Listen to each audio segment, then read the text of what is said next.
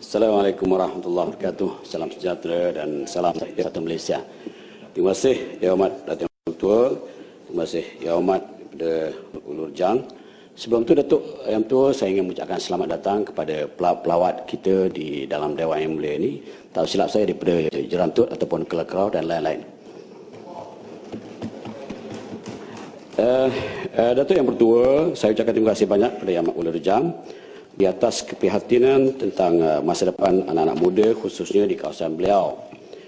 Untuk maklumat Yang Berhormat, Kementerian Sumber Manusia memainkan peranan yang cukup besar di samping kementerian-kementerian lain dalam mengadakan latihan, berbagai latihan kemahiran kepada pekerja dan juga belia-belia di negara kita ini. Kita mempunyai sebanyak 1,171 pusat bertauliah di negara kita.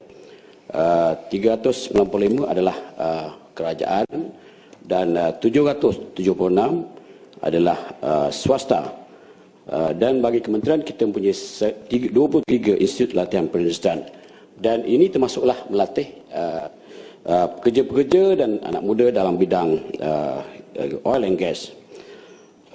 Yang Amat Datuk Yang Bertua, bekerja di pelantar minyak offshore adalah berisiko tinggi dan memerlukan pekerja mahir dan berlatih. Di bawah Akta Keselamatan dan Kesihatan Pekerjaan 1994, tidak dinyatakan secara spesifik mengenai kursus-kursus pekerja di pelantar minyak offshore ini. Kursus-kursus yang mengenai keselamatan dan akan ditentukan oleh industri gas dan minyak. Di antara kursus-kursus asas yang diperlukan bagi pekerja yang ingin bekerja di pelantar adalah seperti Oil and Gas Safety Passport dan Basic Offshore Safety Induction and Emergency Training BOSET dengan izin. Di bawah Kementerian Sumber Manusia, latihan mengenai keselamatan dan kesihatan pekerjaan adalah di bawah fungsi Agensi Institut Keselamatan dan Kesihatan Pekerjaan Negara ataupun NIOS.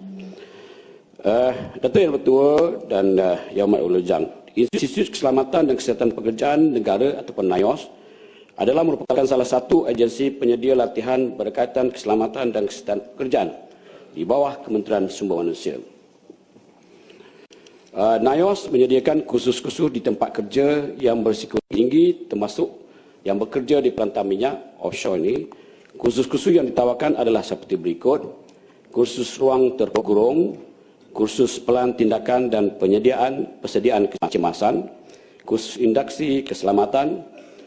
Pada masa ini NIOS menjalankan kursus tersebut di pejabat-pejabat wilayah seperti berikut: NIOS Sarawak di Bintulu dan Miri, NIOS Sabah di Kota Kinabalu, Labuan dan Sandakan, NIOS di Kemaman dan Terengganu, NIOS Johor Bahru dan Melaka, NIOS Bangi dan juga satu lagi di Pulau Pinang.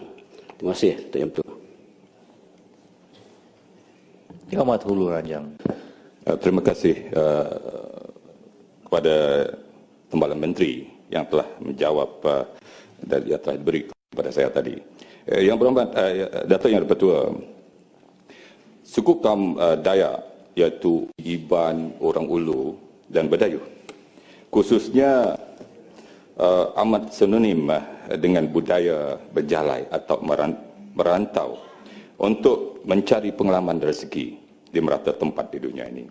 Budaya ini masih lagi kami amalkan dan ramai daripada suku kaum Iban dan Orang Ulu yang bekerja jauh dari keluarga sendiri dalam kerja untuk mencari di industri oil and gas industry dengan izin.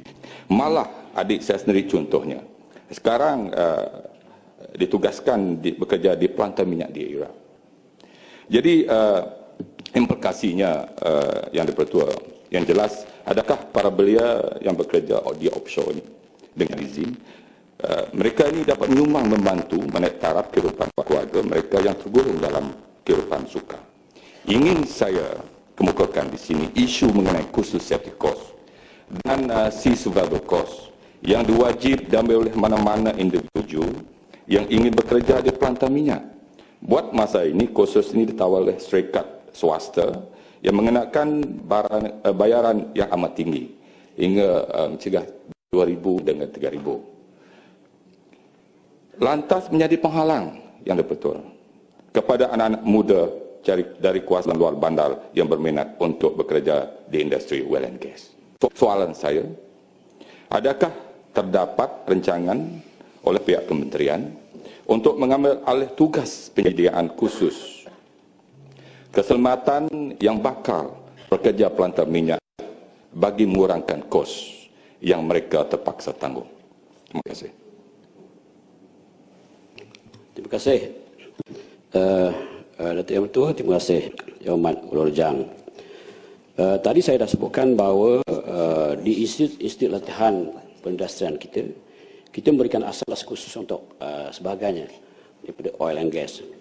Dan dalam masa yang sama kita ada juga menjalankan dengan industri ataupun majikan-majikan melalui PSMB ialah khusus-khusus untuk reskilling dan upskilling pekerja-pekerja ini. Dan saya ucapkan terima kasih banyak kepada Yang Amat daripada Ulur Jang kerana keprihatinan beliau tentang perkara ini. Dan kita akui bahawa kursus dalam industri oil and gas ini memanglah memerlukan kepakaran yang cukup tinggi. Jadi inilah yang sentiasa kita galakkan kepada belia-belia kita, kerana lazimnya belia-belia kita mungkin ingin melihat menceburi kursus-kursus yang tidak mencabar lagi. Sebagai contoh, bekerja sebagai underwater welder ni, yang meng-welding pipe minyak di bawah air ni, gajinya berpuluh-puluh ribu. Dan ini memerlukan perkara yang cukup besar. Jadi suka saya maklumkan bahawa sebenarnya banyak dalam kursus-kursus yang telah pun kita adakan. Saya beritahu kepada Yang Amat untuk saya bacakan sikit. Berdasarkan statistik dari tahun 2009 hingga 2013, NIOS juga telah melatih seramai 514,863 pekerja di dalam bidang program latihan dan kesihatan, termasuk oil and gas ini. Dan banyaklah ruang-ruang lain yang telah pun kita lakukan bagi kita melatih pekerja-pekerja ini.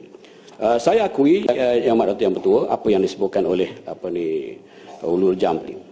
Namun Kementerian Sumber Manusia melalui NIOS sedang di dalam proses membangunkan program-program khusus untuk pekerja-pekerja pelantar minyak ini. Ini memang mereka sebagai mereka kena bayar. Bahkan pelatih yang melatih di NIOS juga kita ada kenakan bayar sedikit, tetapi adalah lebih minimum. Inisiatif yang telah dilaksanakan adalah Kementerian Sumber Manusia sedang membina kemudahan latihan di Kertih bernilai 5 juta dan dijangka siap Julai 2015. Saya ingat Yang Amat, kalau latihan pusat latihan ini siap nanti, insya-Allah kita boleh memberikan latihan dengan kos yang mungkin lebih rendah daripada apa yang mereka lalui. Dengan siapnya kemudahan tersebut, Kementerian Sumber Manusia akan menyediakan kemudahan latihan khusus bagi pelantar minyak. Sebagai contoh, program Basic Offshore Safety Industry Induction and Emergency Training dengan izin BOSET. Keperluan ini akan dilaksanakan pada dalam rancangan Malaysia ke-11 yang bernilai sebanyak 10 juta.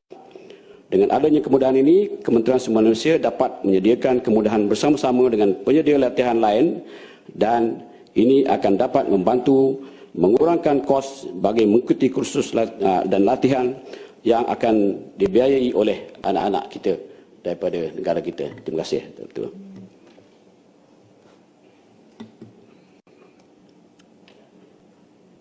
Yang Amat Kanawit. Terima kasih, Datuk Ketua. Soalan pendek saja. Soalan saya adalah, saya ingin tahu berapakah enrollment pelatih-pelatih di tempat NIOS, latihan NIOS di Sarawak dalam beberapa tahun yang lalu, ataupun the annual intake, dan berapakah kos bagi kursus-kursus, kos untuk menghadiri kursus tersebut? Adakahnya mampu dibayar oleh mereka yang mungkin tidak dapat membayar, mereka yang tidak ada kerja, yang baru lepasan sekolah, SPM dan sebagainya? Terima kasih.